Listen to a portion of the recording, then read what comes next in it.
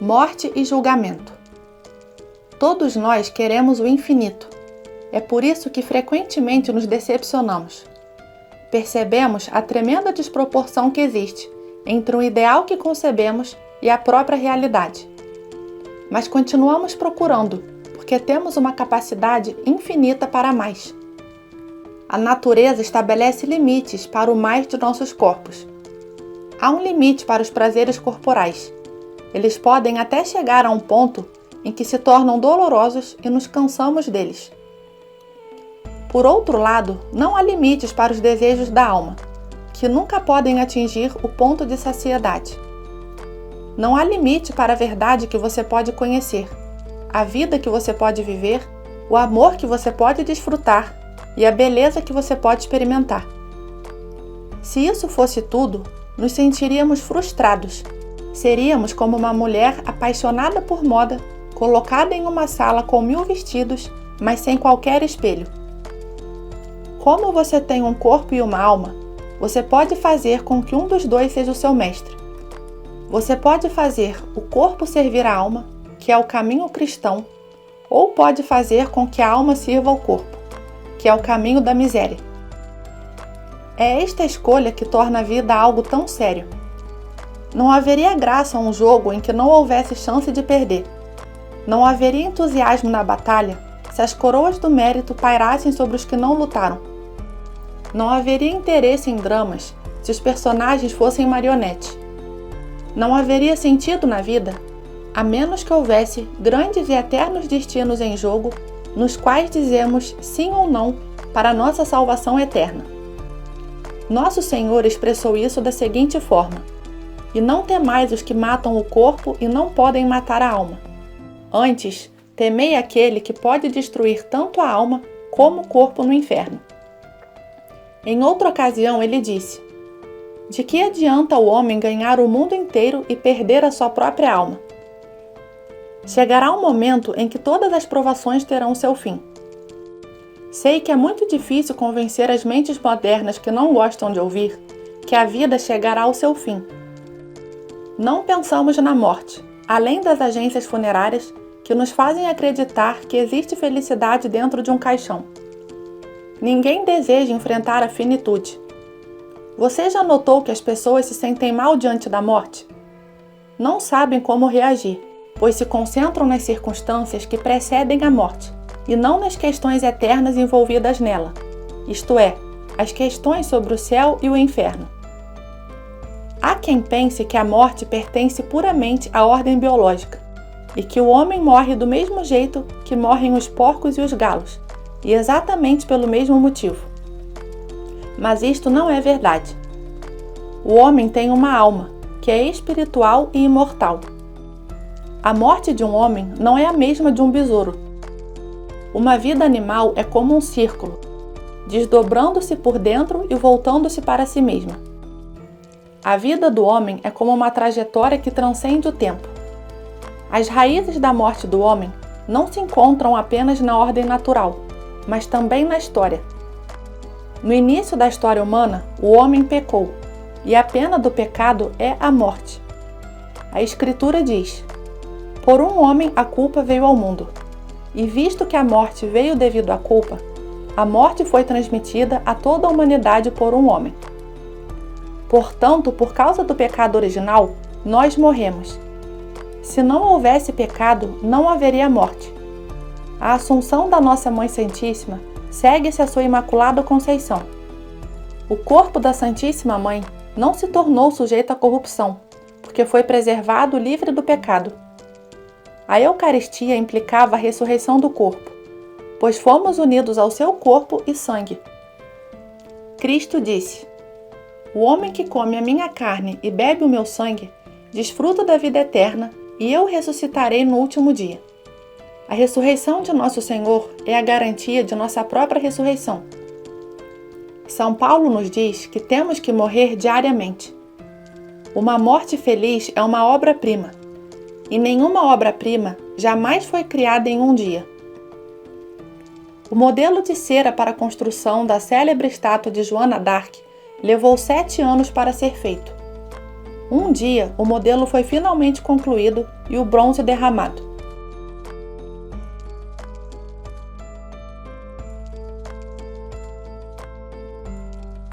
Da mesma forma, nossa morte no final da existência natural deve parecer como uma perfeição arrebatadora depois de anos de trabalho dedicados ao seu molde, que consistia em praticar a mortificação diariamente. A principal razão pela qual tememos a morte é que não estamos preparados para ela. A morte é algo belo para aquele que morre antes de morrer, isto é, que morre diariamente para as tentações do mundo, da carne e do diabo. Há uma inscrição muito interessante sobre o túmulo do beato Duns Scotus, que diz: Ante sepulturam bis morimur, ou seja, uma dupla morte precedeu seu enterro. Poucos viajantes que visitam o túmulo entendem o mistério do amor por trás dessa citação. Chegada a morte, não há remédio para uma vida cheia de maldade. Antes que o derradeiro momento chegue, devemos morrer para nós mesmos. Seguimos a lei da emulação, uma lei do universo. Não há outra maneira de acessar uma vida superior senão morrendo para a inferior. Não há possibilidade de um homem desfrutar de uma existência nobre em Cristo, a menos que ele seja retirado do velho Adão. Quando alguém leva uma vida mortificada em Cristo, a morte não vem como um ladrão na noite, pegando de surpresa. Pelo contrário, morremos diariamente. Assim, ensaiamos o que diz a Escritura. Aos homens está ordenado morrerem uma vez, e depois disso o julgamento. Quando parentes e amigos se reúnem em torno de uma pessoa morta, perguntam-se o que a pessoa deixou. Mas os anjos perguntarão: o que ele levou consigo? A única coisa que podemos levar conosco na morte é o que podemos levar conosco em um naufrágio, isto é, nossos méritos. Teremos então um julgamento duplo. Seremos julgados no momento da morte no juízo particular, e seremos julgados no último dia no juízo geral. Você é uma pessoa e é individualmente responsável por seus atos. Suas obras estão vinculadas a você. O segundo julgamento será porque você realizou sua salvação no contexto da ordem social e do corpo místico de Cristo. Portanto, você deve ser julgado com todos os homens. No juízo geral, teremos assumido nossos corpos na ressurreição. Na morte, quando a alma é separada do corpo, ela ainda retém sua aptidão para o corpo. A alma deixou uma marca, como se você tivesse deixado sua mão em cera quente. Pode-se quase dizer que na morte, a alma deseja ter o corpo consigo. Quando a alma deixa o corpo na morte, ela não deixa o corpo para sempre. A alma não se torna um anjo, permanece uma alma humana. A alma contém todas as suas experiências, acontecimentos, pensamentos e ações. Na ressurreição dos mortos, a alma terá um corpo correspondente à condição espiritual da alma. Será glorioso se a alma for salva, e miserável se a alma estiver perdida. Nossa salvação não é apenas a salvação da alma, mas de toda a nossa personalidade. Nossos corpos compartilharam da condição de nossa alma e compartilharão de sua glória ou vergonha. Se você derramar água em um copo azul, ele parecerá azul. Da mesma forma, no dia da ressurreição, nossos corpos brilharão de acordo com as virtudes ou vícios que estão em nossas almas. Como será o julgamento particular? Será uma avaliação de nós mesmos, como realmente somos. À medida que vivemos, há várias pessoas em nós. Há as pessoas que os outros pensam que somos, há a pessoa que pensamos que somos, e depois a pessoa que realmente somos. Durante esta vida, é muito fácil julgarmos a nós mesmos pela opinião pública, e não pela verdade eterna.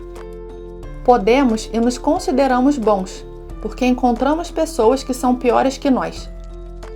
Às vezes julgamos nossas virtudes pelos vícios dos quais nos abstemos. Se ganhamos nosso dinheiro sobre um sistema capitalista, pensamos que as organizações trabalhistas são perversas, Se ganhamos nosso dinheiro organizando sindicatos, pensamos que o capitalismo é perverso. Se viemos da cidade, menosprezamos as pessoas do campo. Achamos que porque uma pessoa fala com sotaque, ela não é importante. Que se ele é preto, pardo ou amarelo, tem menos valor. É mais provável que o nosso entusiasmo pelo homem comum se deva ao fato de que odiamos o rico, não porque amamos o homem comum.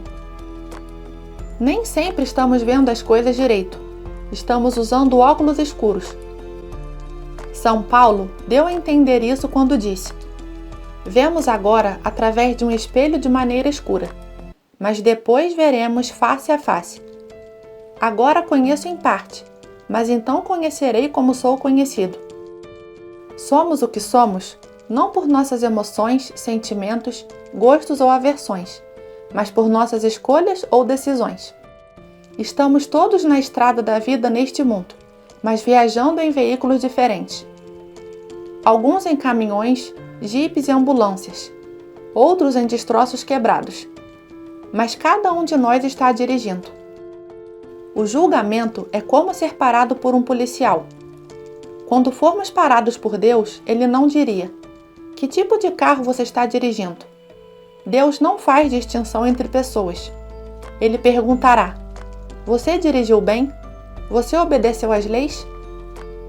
Na morte, deixamos para trás nossos veículos, nossas emoções, preconceitos, sentimentos, nosso estado de vida, nossas oportunidades, talento, deveres, inteligência e posição. Não fará diferença para Deus se formos aleijados, ignorantes ou odiados pelo mundo. Nosso julgamento será baseado não em nossa posição social, mas no modo como vivemos, nas escolhas que fizemos, nas coisas que amamos. Não pense que ao comparecer diante do tribunal de Deus, você terá chance de argumentar. Você não poderá alegar circunstâncias atenuantes, nem pedir um novo julgamento ou um novo júri. Você será seu próprio juiz, seu próprio júri. É por tuas palavras que serás justificado ou condenado. Deus meramente selará nosso julgamento. Então, o que é o julgamento do nosso ponto de vista e da visão de Deus? Do ponto de vista de Deus, julgamento é reconhecimento. Duas almas aparecem diante da vista dele naquela fração de segundo após a morte. Uma está em estado de graça, a outra não. Lembre-se que a graça é uma participação da natureza divina. Assim como por natureza você se parece com seus pais, também pela graça somos semelhantes a Deus. Nosso Senhor olha para a alma e o estado de graça. Ele vê a semelhança de sua natureza. Uma mãe conhece seu filho porque a criança compartilha da sua natureza. Então, Deus conhece seus próprios filhos pela semelhança da natureza quando nascemos dele. Ao ver em nossa alma sua divina semelhança, Ele nos diz: vinde benditos de meu Pai. Eu te ensinei a rezar Pai Nosso. Eu sou o filho natural, tu és o filho adotivo. Vinde para o reino que te preparei desde toda a eternidade. Olhemos para outra alma que não possui as características da família da Trindade. Uma mãe sabe que o filho do vizinho não é dela, porque não há partilha de sua natureza. Nosso Senhor, não vendo na alma pecadora nenhuma semelhança com a sua, só pode dizer aquelas palavras terríveis que significam não reconhecimento. Ele dirá que não nos conhece. É uma coisa terrível não ser conhecido por Deus. Do ponto de vista humano, há o reconhecimento ou não da aptidão. Imagine que um visitante muito especial bata na sua porta. Você está com roupas rasgadas e suas mãos e rosto sujos. Você não está em condições de se apresentar diante de uma pessoa tão importante. Você se recusa a vê-lo até que possa melhorar sua aparência. Uma alma manchada pelo pecado age da mesma forma diante do tribunal de Deus quando vê sua majestade, pureza e brilho. A alma reconhece sua própria pecaminosidade e indignidade. Não suplica, argumenta ou pleiteia o caso. A alma vê a profundidade do seu próprio ser e diz: ó Senhor, não sou digno, Uma alma manchada de pecados veniais diz: dê-me tempo para me limpar, e vai ao purgatório para lavar suas vestes batismais. Mas a alma irremediavelmente manchada, morta para a vida divina, cairá no inferno com a mesma naturalidade com que uma pedra escorrega de sua mão e cai no chão. A alma cheia de amor divino e sem nenhuma punição temporal por causa de seus pecados, é como um pássaro solto de sua gaiola. Ele voa para o céu. 3 destinos possíveis esperam por você na morte e no julgamento: o inferno, que é dor sem amor; o purgatório, que é dor com amor; e o céu, que é amor sem dor.